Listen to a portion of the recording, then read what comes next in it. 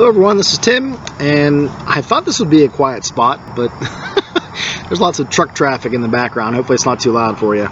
I wanted to do another shout out video to Dark Places and Demogorgons that was put out by Bloat Games, Mr. Eric over there.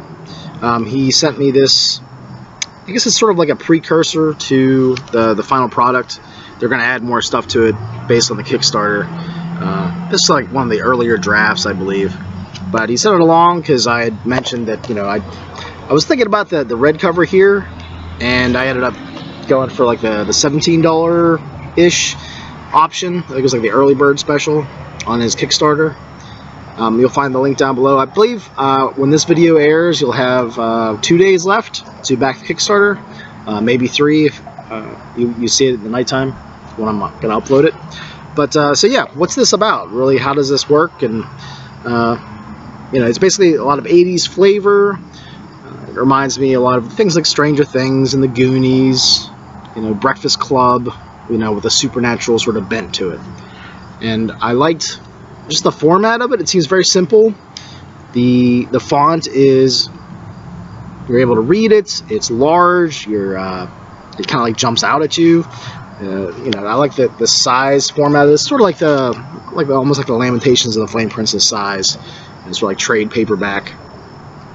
Some of the options here, you know, you have your standard attributes and how they work pretty much to get like a either a -3 up all the way up to like a +3, kind of like the BX or, you know, Lamentations or Labyrinth Lord sort of set up for how stats work. There's also a survival attribute, which I think is fitting for, you know, what you're going to do here, and they kind of give you like sort of like a pool of points to try to survive these deadly encounters that, you know, your teenage characters are going to bump into. And I've always been a fan of anything really that has younger protagonists and, you know, dealing with the supernatural elements, the weird horror sort of aspect of things. So I'm looking forward to checking this out and trying it out.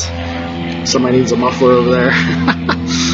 There's influences here, like 1980s versus today, and it just shows you how things worked back then if you weren't a child of the 80s. I was born in '79, so I kind of grew up during that time. You could say that maybe I was too young to appreciate the early 80s, but I was still around and, you know, still on MTV and such back then, still on TV. But there's different character classes you can be, different options you can take that kind of, you know, just fit. Like, you know, I don't know, you'd wear misfits and be a punk rocker. You know, you could be from urban setting. You could be, you know, the geek. And I like the illustrations that are provided here. The nerd, the polyester, sort of golf pants there. The classes are very simple. At each level, you get you know, one sort of bonus to certain skills, or just little nicks and knacks, really. It wouldn't be hard if you wanted to add more to it, but I like that it has a very simple base, and it'd be very easy to add on to it. And I'm sure there's probably going to be more optional rules or supplements that Eric's going to do, because the Kickstarter is doing pretty well. Last time I checked, let's see here, I'm just do a little quick peek.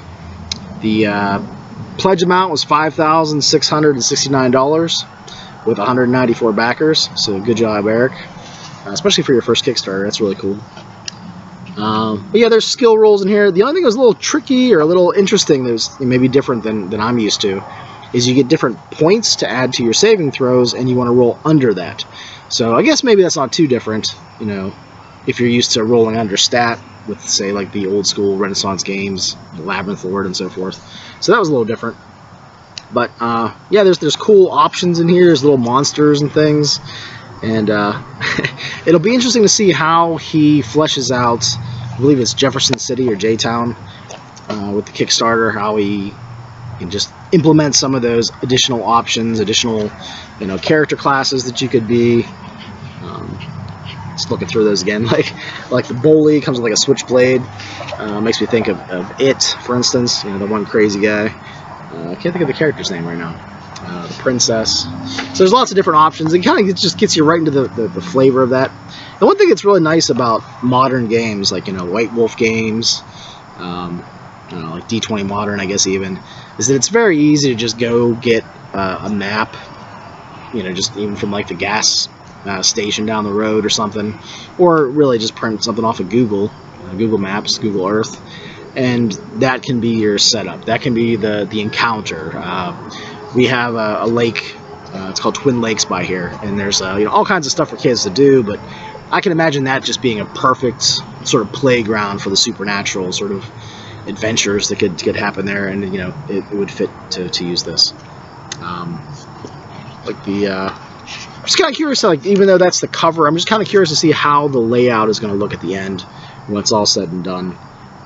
They have NPCs and various people that live in J-Town in the back, and there's various plot hooks you can use. Yeah, there's I think it's a D100 basic plot hooks, adventure hooks, and a lot of these are, you know, frogmen and Bigfoots, giant spiders, you know, Soviet spies, and you can really kind of get a little gonzo perhaps if you want to. You know, maybe even throw in some like Buffy the Vampire Slayer kind of flavor, which, you know, I think he's, in certain aspects, I think he's picked up on. You know, there's random monster generation tables. If you don't like the suggested ones, or, you know, something, you know, whatever you think the monster of the week is going to be, you know, maybe you can just do it randomly. There's quirks for villains. There's all kinds of stuff in here.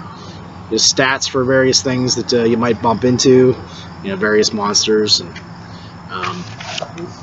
really, you think of anything sort of like modern supernatural, I think this would be a good fit for it. So Eric, thank you for the advanced sort of rough draft copy of this. It was very cool to see that in the mail. I really wasn't expecting that. It just popped up, but we had sent stuff back and forth before, and yeah. But yeah, check this out. You got a couple days left to back it, and then after that, I'm not really sure. You could probably purchase it via his drive-through RPG link, and I don't know what Eric's going to do. So Eric, feel free to comment down below if you have any information that you want to add to this. But yeah, I'm looking forward to seeing the final project come to full realization. Okay, everyone, that's it.